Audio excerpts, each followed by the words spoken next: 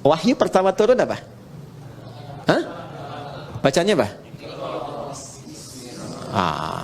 Ini yang tidak tepat. Wahyu yang pertama turun itu bukan Iqra. Tolong diperbaiki ya. Wahyu yang pertama turun itu bukan Iqra. Tapi wahyu yang pertama turun Iqra bismi rabbikal ladzi khalaq. Karena saat turun Iqra, Nabi jawab ma'ana biqari. Iqra ma'ana biqari. Itu perintah Jibril, baca. Ya? Allah mewahyukan, baca. Kata Nabi, saya betul-betul nggak bisa baca. Sudah pakai ma, istifham, pakai ba taukid. Ma'ana bi, betul-betul saya nggak bisa. Nabi nggak bilang maqara'tu, tapi ma'ana biqari. Saya betul-betul nggak bisa baca. 2 kali Iqra, nggak bisa. 3 kali dipeluk dulu oleh malaikat Jibril. Setelah ada ketenangan, kenyamanan, baru sempurna. Ayat turun, Iqra bismi rabbikal ladzi khalaq. Muhammad SAW. Baca, karena Allah yang telah menciptamu. Kalau mencipta engkau aja begitu mudah, apalagi hanya menuntun engkau untuk bisa mengikuti bacaan. Jangan baca karena engkau nggak pernah belajar, nggak pernah punya guru yang mengajar, nggak pernah sekolah. Lakukan karena Allah, maka semua yang sulit akan mudah. Karena itu di bismi rabbikal ladzi khalaq itu ada alifnya. Silakan cek di surah Al-Alaq tuh, surah 96 ayat 1. Iqra, ya, Iqra begini. Bismi, nah ada alifnya. Nih. Ini baru sebagian ya. Nanti ada ayat-ayat lain juga yang bisa kita konfirmasikan. Ini saya kasih contoh 1 di antara sekian. Pasti ada alifnya, harus ada ini. Nggak mungkin nggak ada, harus ada. Ada nggak? Hah? Ada? Begini tulisannya. Ya kan? Ba, ada alif ke atas pilih kan? Ada ismi. Di Bismillahirrahmanirrahim alifnya nggak ada. Langsung nyambung. Kenapa sebabnya? Perhatikan sini. 1, alif biasanya fungsinya untuk memanjangkan bacaan. Dapat alif tambah harakatnya 1, makanya ada istilah 2 harakat. Fataha, fa, ta dan ha begini. Fa-nya ketambahan alif, tambah fa begini. Maka fungsi alif ini menambah harakat. Yang tadinya cuma 1, fa tambah lagi 1 harakat. Jadi istilahnya 2 harakat, 1, 2. Kalau fa aja sudah punya batasan, fa, maka tambah lagi 1 a. Ada 2 kan? Maka tambah panjangnya sedikit, fa. Itu yang dimaksud 2 harakat. 3 harakat tambahkan lagi 1, 4 harakat tambah lagi 1. Ya, kalau kami belajarnya pakai detik. Setiap 2 harakat 1 detik. Tak.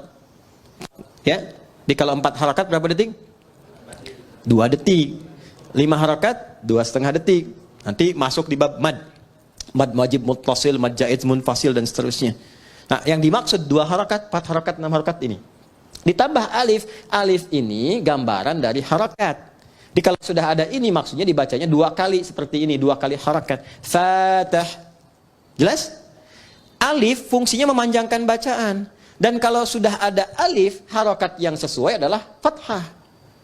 Kalau kasrah itu ya. Kalau dhammah wow, tapi ini menarik, harakatnya kasrah, Iqra bi pakai ya, pakai kasrah, tapi tandanya alif. Kenapa nggak dibuang saja? Untuk memberikan kesan, karena pertama kali Nabi diminta membaca Iqra, beliau merasa tidak mudah, panjang prosesnya.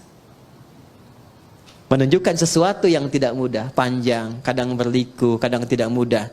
Tapi kalau semua dilakukan karena Allah, maka Allah akan membuat yang panjang semakin pendek, yang sulit akan semakin mudah. Itulah sebabnya ketika walaupun di sini ada alifnya, tetap dibacanya cepat dan pendek. Iqra bismi rabbik. Jadi Anda kalau menghafal Quran dikerjakan karena Allah, bukan karena target dari RKM harus selesai sekian.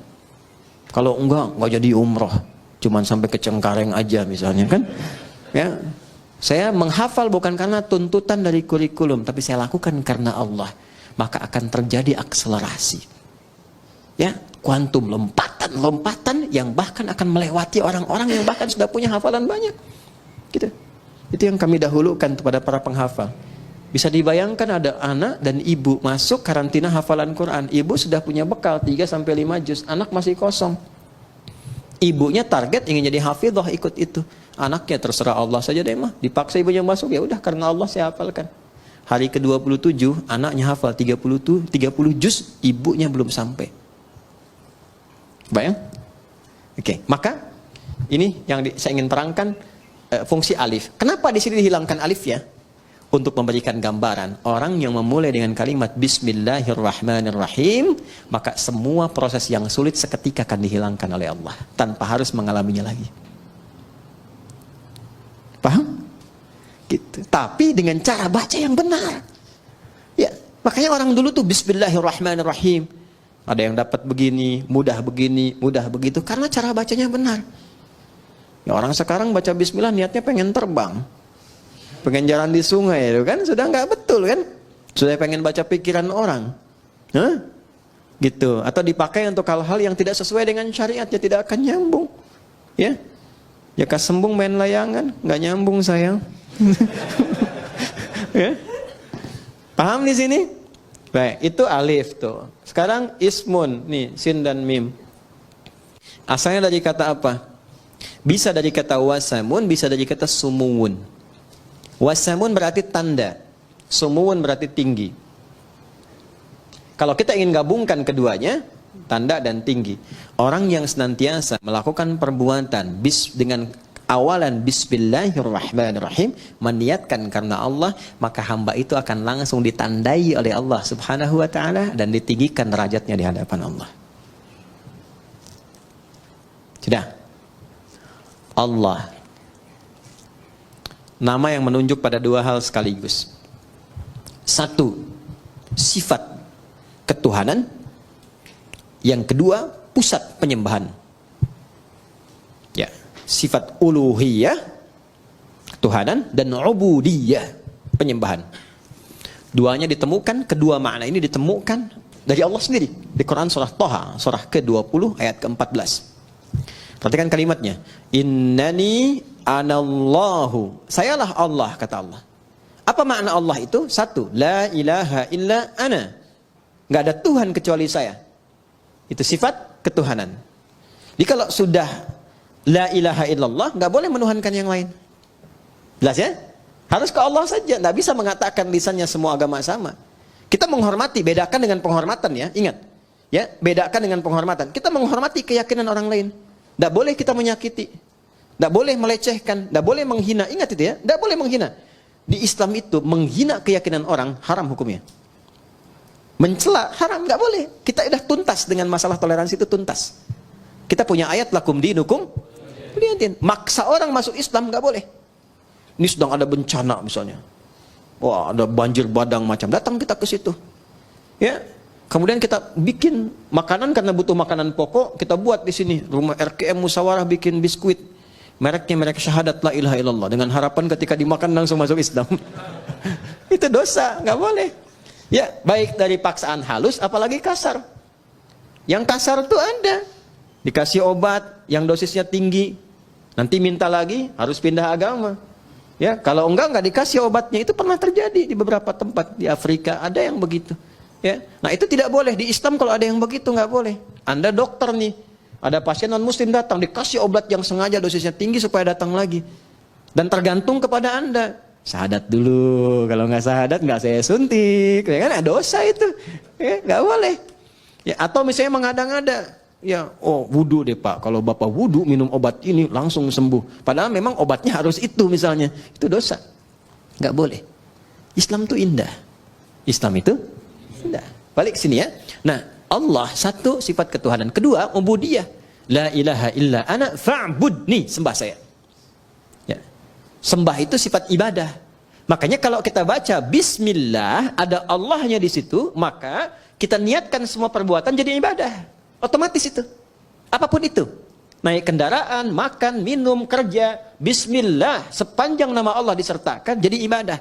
Ini jangan dipahami ibadah itu aspeknya ritual saja, tidak. Semua kegiatan itu ibadah. Wa ma khalaqtul jinna wal insa illa liya'budun. Adz-Dzariyat ayat 56. Tidaklah kuciptakan semua jin dan manusia kecuali menjadikan semua aktivitas ibadah. Nah, dalam ibadah itu rasakan ketuhanan Allah. Niatkan untuk Allah. Niatkan lillah. Itu yang dimaksud ikhlas. Maka di surat Ikhlas dibuka dengan kata Allah, qul huwallahu, tujukan lillah. Kalau sudah ditujukan karena Allah, pertama memberikan ketenangan pada jiwa. Kedua, nggak ada kecewa.